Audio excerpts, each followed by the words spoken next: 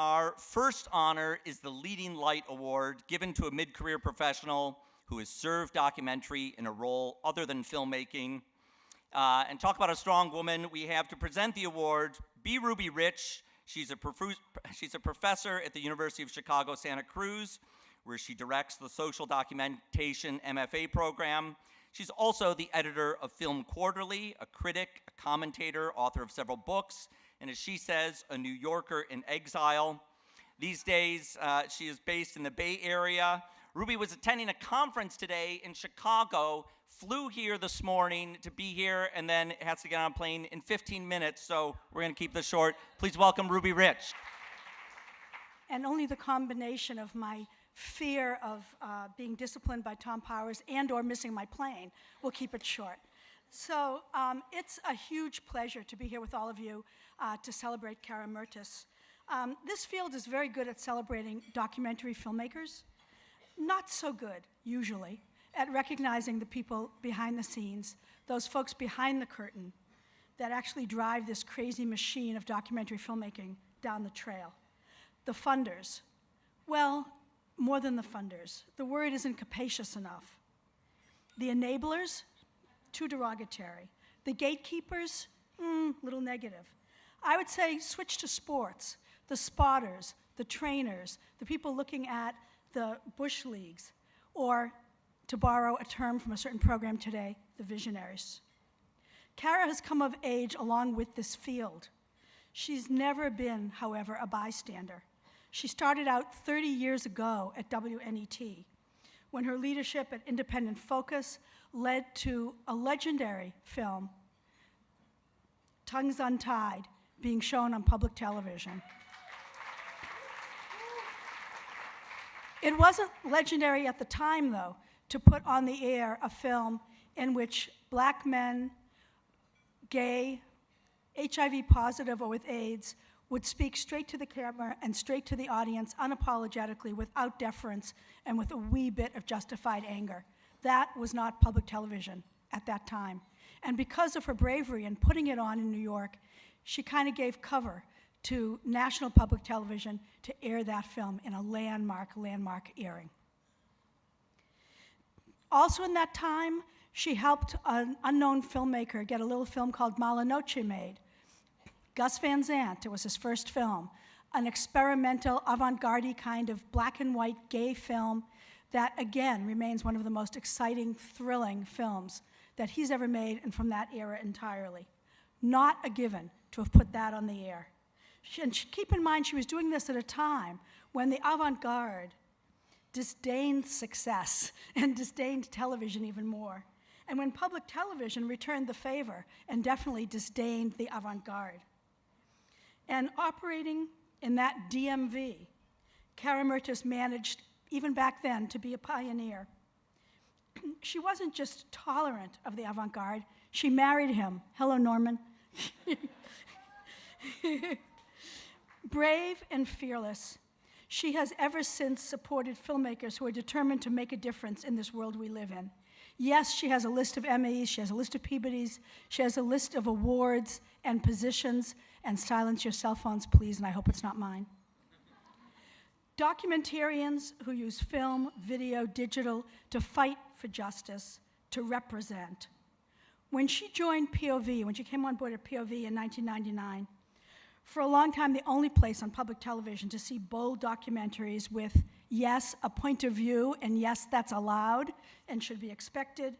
She built on the work of Mark Weiss, who had started it, and transformed it into more than even what it was, more than a showcase of the best independent documentaries, more than a space of curation, excellent curation, into a veritable laboratory for documentary ideas, a seedbed, a place to develop the important documentarians, in many cases who've been with us ever since.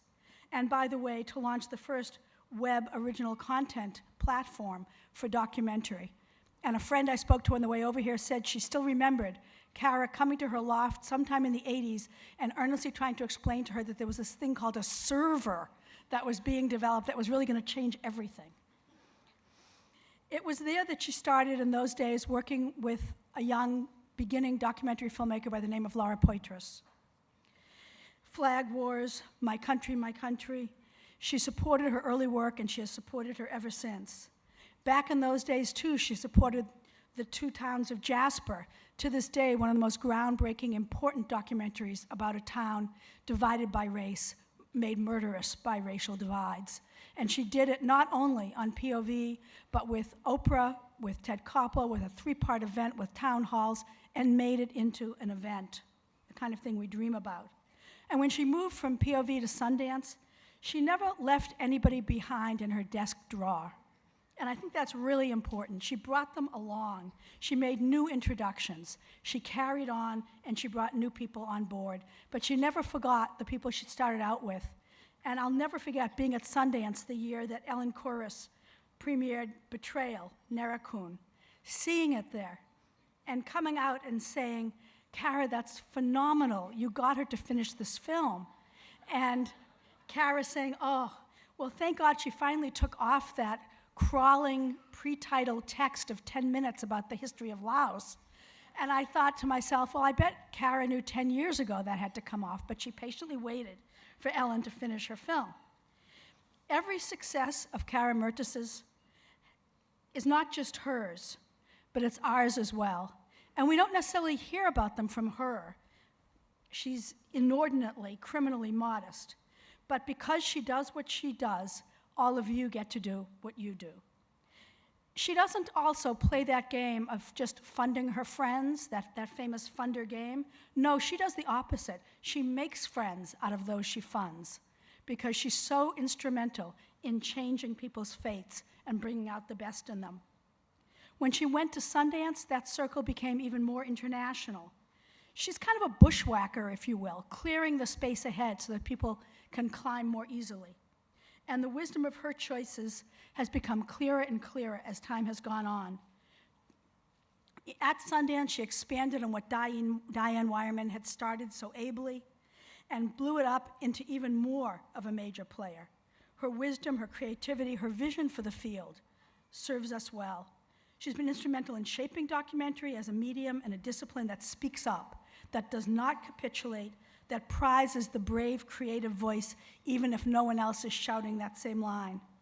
And when she went to Ford Foundation almost 5 years ago now, once again, she brought folks along. Which brings me, among others, to this year's Wunderkind, Yancey Ford, whom, yeah.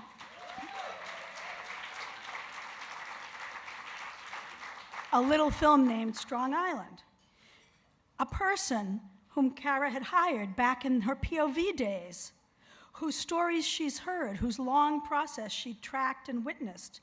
And I like to imagine some version of what she did with Ellen Corris when she called her up and said, Ellen, it's 18 years, it's time. That maybe some call like that might have gone out to Yancey. And thankfully, because we have the result. Last fall, a year ago, soon after that hideous election, I was in town and got to go up to Ford and peek behind the curtain at one of Cara's initiatives, and in fact, many of her initiatives coming together. It was a screening of Strong Island for the impact sector that she has been seeding and cheerleading for a few years now. And there it was in full bloom, with Sonia Childress at a conference table, with people representing Black Lives Matter, the NAACP Legal Defense Fund, criminal justice warriors of every stripe and generation, wrestling with this provocative, complicated, brave, and boundary-crossing film, and trying to figure out how to parse it, how to use it, how to wrestle it to the mat, while Cara looked on proudly with that Cheshire cat smile of hers, as though she had nothing to do with any of it. Mind you, this was a month or two before the Sundance premiere and a full year before this month's start to the nominations. But it's typical of her support for truth-tellers and of what they have to say to us. At Ford, Cara's strategic brilliance is already paying off in many ways, including the new global movement, I'm getting the title wrong, the new Just Films global network of 9 organizations sending money to the global south and about to make an instrumental difference in what we see and where it comes from. And what I can say, following up on Tom, is boy, do we ever need leadership like hers now, at this topsy-turvy moment of political disaster, and resurgent fascism. If anyone can help us think through the status of news, of facts, of truths, of what we in the Academy call the indexicality of what we're being told, and engineer new documentary rhetorics in this plague year of false news, surely it's Cara Mertes. In a Ford broadside that she wrote when Citizen 4 was released, she herself quoted Cornel West. Talking about Citizen 4, she quoted Cornel West saying, "Justice is what love looks like in public." And she had added, "Filmmaking is an act of justice." So for all her acts of justice in supporting documentary and documentary filmmakers and all of us in the byways of that world, please join me in showing Cara Mertes some love or justice or whatever. And thank you, Ruby. You know, we all spend so much time trying to get through our day, so thinking about years of days is really disconcerting. And my job is really to put the spotlight on other people in their work, so it's really hard to follow an introduction like that and those photos. It was lovely. Thank you for that. Ruby crafted kind of a beautiful handmade documentary timeline just for today, and I am so grateful for you to take the time to come in and do that and really speak about the breadth and the depth of this field. In the 80s, coming up in New York, for me and for so many, Ruby Rich was the Ruby Rich. She was a funder at NYSCA. She was a brilliant programmer, a critic, a theorist, a writer for The Village Voice. She was a fierce critic of the status quo, and she was a leader of the new queer cinema movement. And for me and many here, that was the most exciting cinema happening. She defines the idea of leading light with an unmatched ability to see the world of cinema in all of its possibilities. Ruby was and is in my pantheon, so it's been an enormous privilege and joy to be supporting her vision and to be calling her a friend at this moment. Tom and Raffaella, it's been 10 years of DOC NYC, and you truly have made something lasting and important. I don't think any of us could have imagined a room like this when you started this 10 years ago, or this gala 4 years ago, and with documentary as a jewel in the crown of so many media enterprises and so much talent across so many stories. So thank you for dreaming this dream. And then to the intrepid DOC NYC committee, which they have built, it's so gratifying to receive recognition that is endorsed by this larger community. I've worked with so many of you, and I admire all of you. And for a career that's not easy to decipher, even for me sometimes, I thank you actually for getting outside the box to recognize someone who's been in many different places and done many different things in this indie media field. And this award is also a recognition of the crucial role of the nonprofit sector in this larger ecosystem, for that is where I've spent the time I've been given so far. To my current circle at Ford, the brilliant and committed Just Films team that so many of you know, Andrew Cataro, Barbara Powell, John Naughton, Shiwei Yang, are all here with me to honor all of our work with you. I learned so much from each of them every day, and I count it as one of the great highlights of my time that I can call you all and so many more at Ford, friends and colleagues, so thank you. And from my very first circle at WNET here in New York, which was created by Lois Bianchi. Most of you don't know her, but some of you knew her. A brilliant visionary who understood that culture and media moved the mountains that needed moving, and she would have been delighted to see the strength of this room. We need to harness this power more than ever.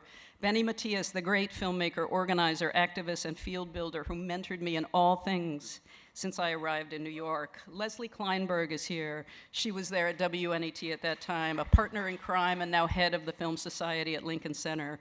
Mark Weiss, intrepid inventor of POV Web Lab and much more. And somebody who carved the institutional way for many of us, Thomas Allen Harris, filmmaker extraordinaire, who was in that famous Third World Newsreel workshop with me in 1986, taught by Christine Choi, Alan Siegel, and a host of mentors, and where I also met my life partner and truly the reason I'm here, or anywhere for that matter, Norman Cowie. Our children, Anna and Max, are here, and they are the brightest leading lights of all for me. People talk about the documentary field as a community, and that's one of the remarkable things about this work we're all engaged in. We're no longer a documentary village. I see a documentary nation with the power to change history. And one thing I think we all share is a streak of independence. That's a good thing in the independent media field. It's also gotten me into a little bit of trouble, and probably as much trouble as it's gotten you into at different times. You know it's true. We do not sit with the status quo well.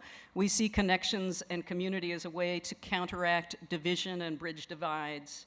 All of us bridge difference. All of us want to raise up justice and dignity through the stories that we enable and tell. We want more for more people, and we won't rest until it is so. And for me, whether in public media, at Sundance, or at Ford, that has always been the commitment. And that journey that Ruby described may sound complicated.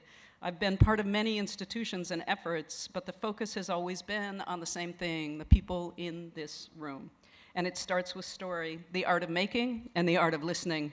Without storytellers, we have no stories to leaven our imaginations and reach our hearts. Without producers, curators, writers, distributors, executives, we don't have the storytellers, and we can't build the audiences.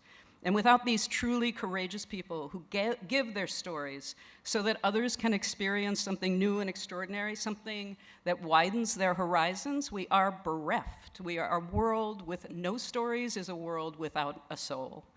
And like few endeavors in this room, we know that trust and passion and commitment and experience are the currency in documentary. And when you work with these kinds of stories about true things, every day is a day that you can do something good in the world, and everyone here has done something good in the world on many days. Mostly in my career, though, I have been a listener, not only of words, but of intentions, of hopes, of dreams, of disappointments, of rage and reconciliation. For that is what makes us most human, and we, with our stories, have a direct line into the human spirit. That is the power that we wield. Some of you know that I grew up in Kansas, in Lawrence, where my father worked at the university and my mother raised 5 children. We were an Irish-German Catholic brood. And at the age of 7, KU's student union was bombed after a week of protests around the Vietnam War, and flames flared 30 feet into the night at the top of the hill. It was a beacon of orange rage. And I remember my father leaving that night to protect the building, and my mother took me to the all-night peace vigil in the park downtown, lit with candles. I don't think she made me stay there all night, though, thankfully. My father was protecting the institution, my mother, the ideals, and I've tried to combine the two, serving and strengthening institutions, but always with an eye on the people who are the most courageous, clearest, and compassionate truth tellers. These are the ones at the forefront of progress. They are often despised, ridiculed, marginalized, and as we take our work global and work across the world, we see that the conditions are dire for truth tellers. They don't come to lunches like this. Leadership in so many places is hostile to the truth, and truth itself is on trial here and everywhere else. Sometimes these people, these artists must migrate. Sometimes they are criminalized, detained, beaten, and jailed, and worse. But they are on a path to making the impossible possible. And before they are honored in these halls and others like them, they must be first seen and supported, and that has been the work. The lessons gleaned at Ford Foundation from supporting the independent community over the decades is now inviting us to support much more than single films. We're supporting the networks and the global community that can strengthen and make resilient the forces that need to support these truth tellers as we move through this time. And it's not just that we celebrate the vision of our great makers, as we're doing here today with Errol and Heidi and Rachel, and we have done already with Stanley, Dawn, Jonathan, Barbara, Kim, and Fred. We also have a chance to celebrate the field makers, Dan, Tom, and Molly. I watched your speeches last night as I was trying to work this out, and I'm honored to stand with you as leading lights. And Sheila, this room and this field would not be what it is without your vision and your fierce, fierce love of documentary. But I will close by saying it's not only the individual brilliance that matters. We live in a culture that validates celebrity and heroism of one person making a difference. And Marlon, who passed at 37, he said, "One achieves virtue and value within the context of community." And so what I've seen by working in this community again and again is the power of the individual in concert with community. A room like this, a community like this, I believe carries the cures to the things that ail us now. We are a rainforest of stories, some of which will inoculate us against hate and fear, and these are the social epidemics that face us right now. Because all else aside, the stronger our stories are, the more the world can be remade in the image of dignity and justice that we all believe in. Marlon said as well, silence kills the soul. It diminishes its possibilities to rise and fly and explore. Silence withers what makes you human. The soul shrinks until it's nothing. And when I was with Barbara Koppel last night, she said, you know, nobody wants to be silent. So let us take Bryan Stevenson, who founded the Equal Justice Initiative. Let us take his words to heart. He said, what ails us is our failure to tell the complete American story, the whole American story, stories from every corner, from every perspective. And let's set the table for a new generation of leaders from every community this country holds. Let's see that up here next year. Thank you so very much.